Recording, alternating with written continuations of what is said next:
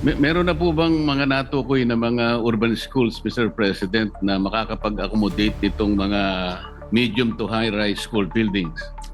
Mr. President, currently wala ho kaming... Mr. President, the committee report creates a program management office within DepEd, which shall be in charge of reviewing and evaluating project proposals under the Classroom Acceleration Program. Yes, Mr. President.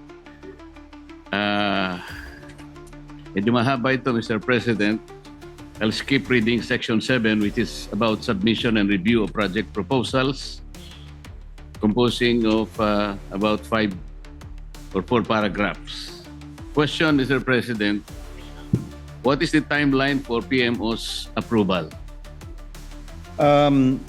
Mr. President, we didn't put a timeline. Ang nilagay ho namin ay immediately, if I'm not mistaken, Mr. President. So the understanding there, Mr. President, is as soon as the law is passed, pwede na po sila magsimula na tumanggap ng mga proposals mula po sa mga LGUs at mga CSOs. If the gentleman from Tarlac would wish to include a specific timeline here, Mr. President, we would welcome that in the period of amendments. So does it suggest immediate application or implementation, Mr. President? Mr. President, that's the intention. Let me just review the language. Kapag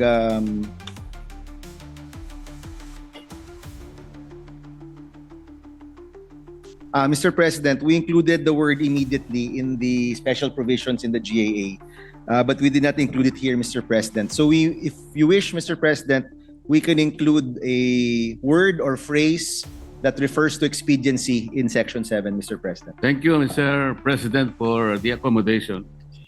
How do we ensure that this process will not be a source of bottleneck in the approval process? Imbes na maengganyo ang private sector na sumali, baka mas lalo pa silang magalit sa gobyerno, Mr. President. Yes, Mr. President. Sa totoo lang, Mr. President, that's really a matter of implementation and oversight. Nakita naman po natin na sa taong ito, 60 lang po ang nagawa ng DPWH na total classrooms at yung sinusulong po nating modality na ang mga local government unit ang magsasagawa, ang nakikita ho natin ay ang mas mabilis na paggawa.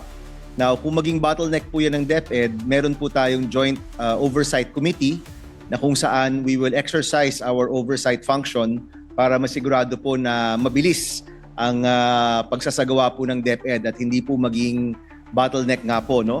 And Mr. President, because we've been working with DepEd hand in hand, no, in developing this bill, nakikita rin po nila yung pangangailangan at yung matinding pangangailangan na sa tamang panahon ang paggawa ng classroom at sa tamang presyo. Kaya Mr. President, alam rin po niya na lahat tayo dito nakabantay. In fact, one of the biggest increases in our budget is specifically for the classrooms. Kaya masasabi natin, Mr. President, lahat tayo nakabantay dito. Ang DepEd, alam rin niya yung kanyang responsibilidad. And we're hoping, Mr. President, na sa madaliang panahon, magiging mas mabilis ang pagbuo po ng mga classroom. Thank you for the assurance, Mr. President.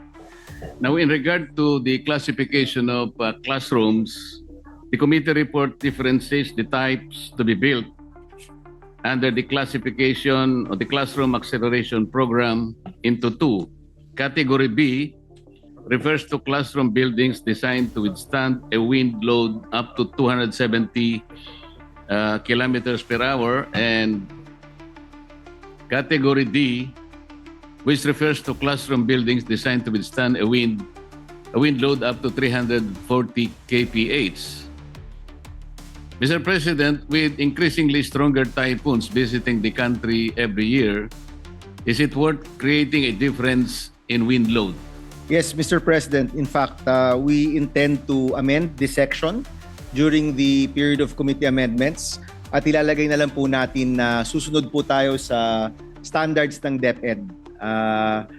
Currently, Mr. President, itong Category B at Category D ang ginagamit ng DepEd na batayan para po sa mga classrooms. But just a few weeks ago, nagkaroon po ng classroom summit ang DepEd at nabanggit na rin po doon yung presyo at yung standards, and we will just be adopting that, Mr. President. So ito pong Section 10 will be simplified at intention po namin na gawing mas simple po itong Section 10, Mr. President. So, mawawala rin po itong category B and D. Ilalagay na lang po natin na to follow the standards of the Department of Education that they can update every year, Mr. President.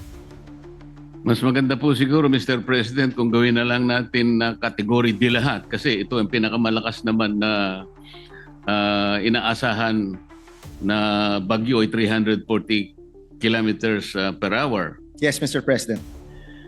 Who shall make a determination as to what type of classification of classrooms shall be built in the area, Mr. President? Ang DepEd po, Mr. President, meron siyang minimum standards, performance standards na sinusunod per area. Alam din po ba ng DepEd yung mga data tungkol sa wind load o pressure? Yes, Mr. President, because kapag gumagawa po ng mga buildings sa mga iba't ibang lugar po, meron po talagang batayan, no? Ang pangangailangan po ng mga buildings po doon at sumusunod po ang DepEd po doon.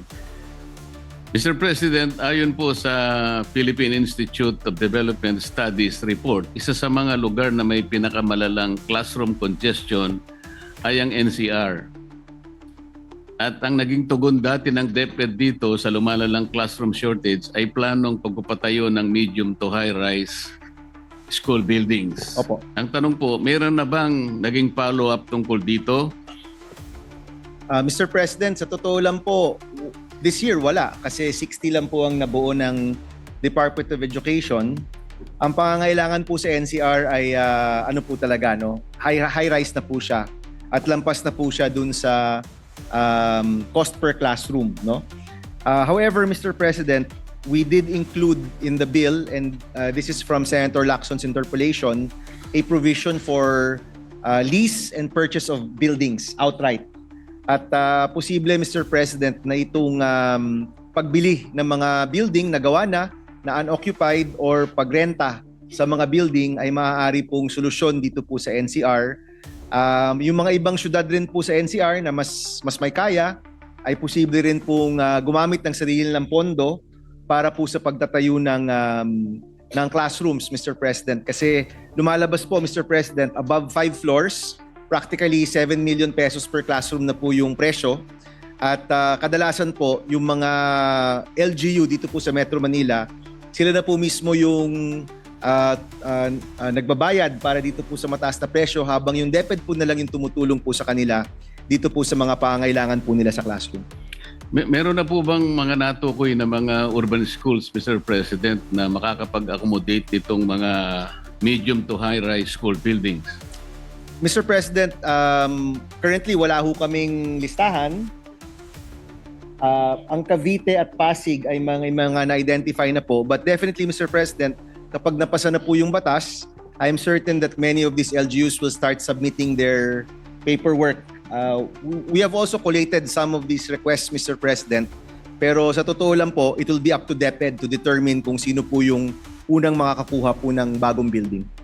Interesado rin po kasi tayo, Mr. President, kung paano mapapacilitate ng CAP ang construction po ng medium to high-rise school buildings at kung paano po ito mapaprioritize sa urban areas, Mr. President. Yes, Mr. President. We are aware, Mr. President, na pagdating sa mga highly urbanized cities, kailangan ho talaga ng multiple floors na po, no? But if you look at the gap in the whole country, Mr. President, yung karamihan pa rin outside of Metro Manila, single floor po yung pangailangan nila at may lupa pa rin po. Pero sa NCR, mukhang building na po talaga yung kailangan gawin, Mr. President. Maraming salamat, Mr. President. Maraming salamat, Mr. Sponsor, sa mga ilang paglilinaw.